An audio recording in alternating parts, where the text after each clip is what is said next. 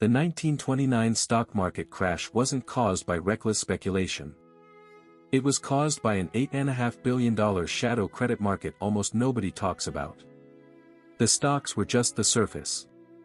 By the end of this video, you'll understand what the broker's loan market was and why it mattered far more than the stock exchange itself, how corporate cash built a hidden credit bubble beneath the Roaring Twenties, and the real reason every major crash is ultimately a credit event, and it changes how you see every market sell-off you've ever lived through. If you know anything about 1929, you know the story. The Roaring Twenties. A decade-long bull market that made everyone feel rich. Ordinary Americans walking into brokerage offices, putting down 10% of their own money and borrowing the rest to buy stocks. Shoeshine boys giving stock tips. Elevator operators discussing their portfolios. Everyone was in. Everyone was winning. And then, in October of 1929, it all came down.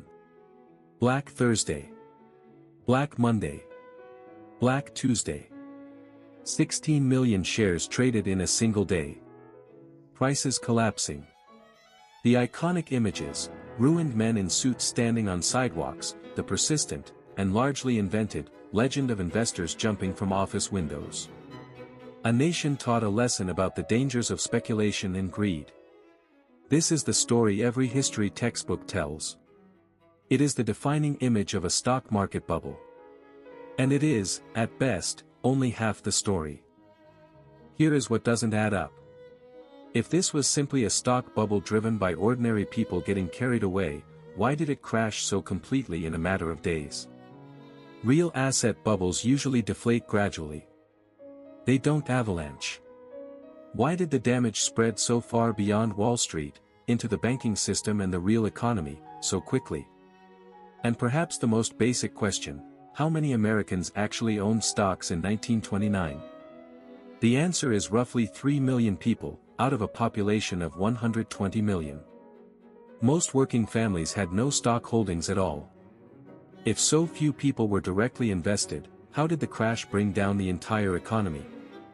What if the stock market was just the visible part of something much larger? Something hidden, something that connected Wall Street directly to the balance sheets of every major industrial corporation in America? The answer isn't on the trading floor. It's in a market most people have never heard of. To understand what actually happened in 1929, you have to understand the plumbing underneath the stock market. And that starts with margin. When you buy stock on margin, you put down a fraction of the price, 10%, in the 1920s, and borrow the rest from your broker. The broker holds the stock as collateral. If the price falls below a certain level, the broker issues a margin call, and you have to put up more money or sell the stock. That much is the standard story. But here is what the standard story leaves out: brokers don't have that money sitting around. They borrow it from somewhere else.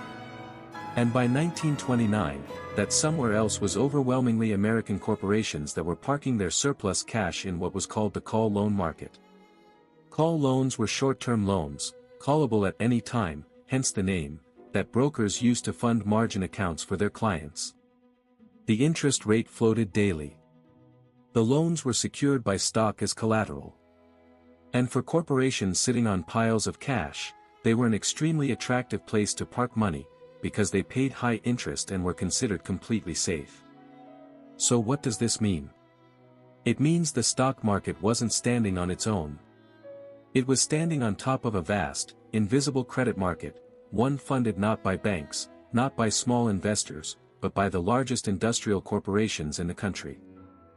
By the fall of 1929, the total amount of brokers' loans outstanding reached $8.5 billion. To put that number in perspective, there was less than $5 billion in actual currency circulating in the entire United States at the time. The shadow credit market under the stock market was bigger than the entire money supply. This wasn't a stock market with some borrowing attached. This was a credit market that happened to use stocks as collateral. And the money wasn't coming from banks. It was coming from corporations. General Motors, U.S. Steel, Standard Oil, Industrial companies that had made enormous profits during the 1920s found they could earn 10 to 12% interest lending their surplus cash to brokers, far higher than they could earn reinvesting that money in their own factories and workers. So they did. Corporate treasurers redirected profits away from capital investment and into call loans. The money flowed from factory floors, through corporate treasuries, into the brokerage houses, and back out as margin loans to stock buyers.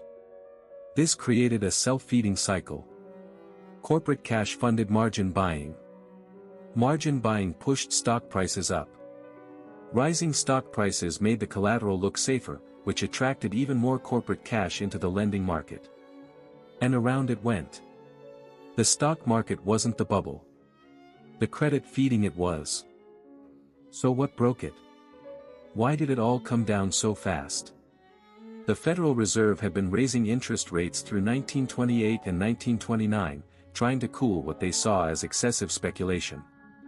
As rates rose, alternative investments started paying more. Corporate treasurers, always looking for the best return, began moving their money out of call loans and into other short-term instruments. The spigot began to close. And here is the critical thing about call loans: they're callable. Lenders can demand their money back at any time. When corporations started pulling their cash out of the call loan market, brokers had to call in their margin loans immediately. There was no gradual process.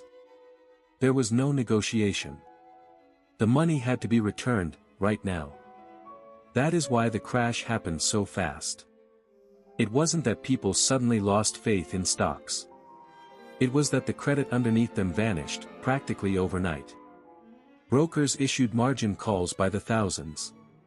Investors who couldn't come up with more cash had their shares sold, automatically, at whatever price they could get. Those forced sales drove prices down further, which triggered more margin calls, which forced more selling. It was a run on the shadow credit system. The stock market was just what you saw when the run reached the surface. If the most famous crash in history was really a credit event wearing a stock market costume, what does that mean for how we think about financial crises? The real insight here isn't about 1929, and it isn't about stocks. It's about what actually causes financial crises. Every major financial crash is ultimately a debt crisis, not an asset crisis. The asset that crashes is never the real problem. The leverage underneath it is. The stock market gets all the attention because it's visible. It's dramatic. It makes good headlines and good stories. There are tickers, there are traders, there are numbers changing every second. People can see it happening. But the real damage is always in the credit system that nobody was watching. The part of finance that's too boring to make the news. The plumbing. The louder the headlines about stock prices, the more you should be looking at the lenders. You can see the exact same pattern in the 2008 financial crisis. Everyone remembers subprime mortgages. Everyone remembers Lehman Brothers. Everyone remembers the dramatic stock market declines. Those are the parts that made the news. But the real crash mechanism, the thing that turned a housing correction into a global financial crisis, was the repo market freezing. The repo market, short for repurchase agreement market, is where banks and financial firms borrow and lend trillions of dollars overnight, using securities as collateral. By 2008, it was running roughly $12 trillion a day. When the collateral, mortgage-backed securities, started to look suspect, the lenders pulled their money. The market froze in about 48 hours. Banks couldn't fund themselves. The entire financial system came within hours of seizing up completely. The exact same pattern. A shadow credit market that almost nobody paid attention to. A sudden withdrawal of funding. A cascading collapse that reached the surface as a stock market crash and a banking crisis. The asset class changes. The mechanism doesn't.